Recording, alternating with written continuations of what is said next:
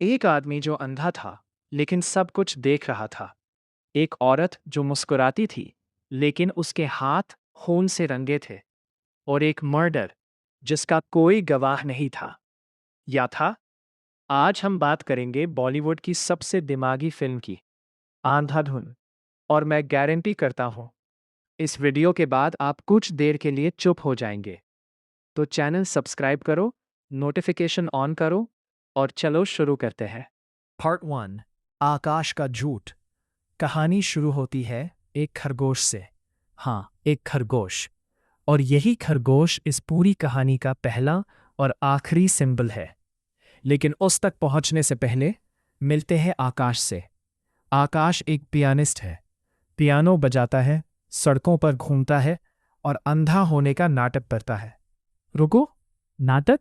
हाँ, आकाश देख सकता है, लेकिन उसे लगता है अंधेपन में उसकी म्यूजिक और बेहतर होती है। फोकस बढ़ता है, क्रिएटिविटी खुलती है।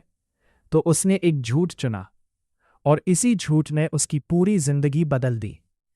इसी दौरान उसकी मुलाकात होती है सोफी से, एक मस्त, खुशमिजाज लड़की, जो उसके झूठ पर भरोसा करती है, जो उससे प्यार करती है।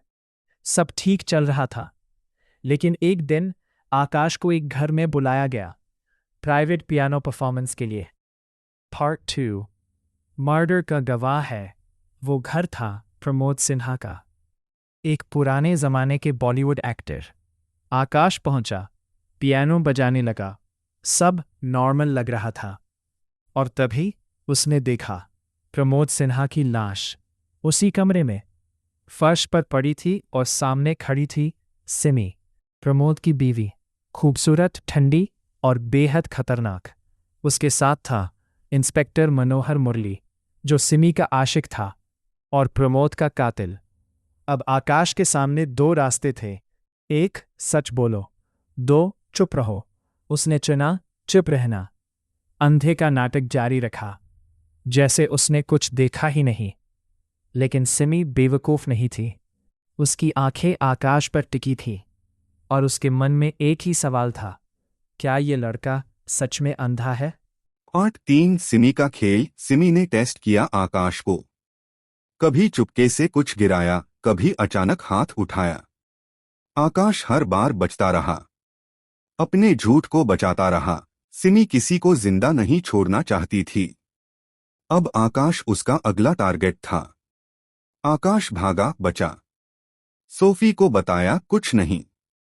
पुलिस के पास गया, वो भी करप्ट निकले। और फिर उसकी जिंदगी में आया डॉक्टर स्वामी। एक डॉक्टर जो दिखने में मददगार था, लेकिन असल में वो ऑर्गन ट्रैफिकिंग करता था। डॉक्टर स्वामी और उसकी गर्लफ्रेंड चाहते थे आकाश की आंखें किसी और को देने के लिए, और वो कौन था जिसे आंखें चाहिए थीं? सिमी। हाँ, वही सिमी जो आकाश को मारना चाहती थी। अब उसी की आंखें आकाश के काम आने वाली थीं, या आकाश की आंखें सिमी के। फेट का कितना बड़ा मजा। पार्ट 4, सबसे बड़ा ट्विस्ट। अब सीन बन गया था कुछ ऐसा, सिमी एक तरफ, डॉक्टर स्वामी दूसरी तरफ, और बीच में आकाश, अकेला, फंसा हुआ। लेकिन आकाश ने एक काम किया जो किसी ने सोचा नहीं था। उसने डील की डॉक्टर स्वामी से। सिमी की किडनी के बदले अपनी आंखें बचाईं। लेकिन सिमी, उसका अंत आया एक खरगोश की वजह से। याद है वो खरगोश जो शुरू में था? वही खरगोश सिमी की गाड़ी के सामने आ गया। उसने गाड़ी मोड़ी, और गाड़ी पलट गई। सिमी मर गई। जो औरत इंसानों को मारती रही, वो एक जानवर को बचाने की कोशिश में मर गई। नेचर का अपना जस्टिस होता है। पार्ट 5, 2 साल बाद फिल्म कट करती है। 2 साल आगे आकाश अब यूरोप में है, सोफी से दूर, एक नई जिंदगी। सोफी उससे मिलती है।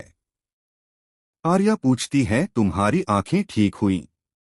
आकाश मुस्कुराता है और कहता है, नहीं, अब मैं सच में अंधा हूं। सोफी चुप हो जाती है, हम चुप हो जाते हैं, और डायरेक्टर हम पर छोड़ देता है। एक सवाल,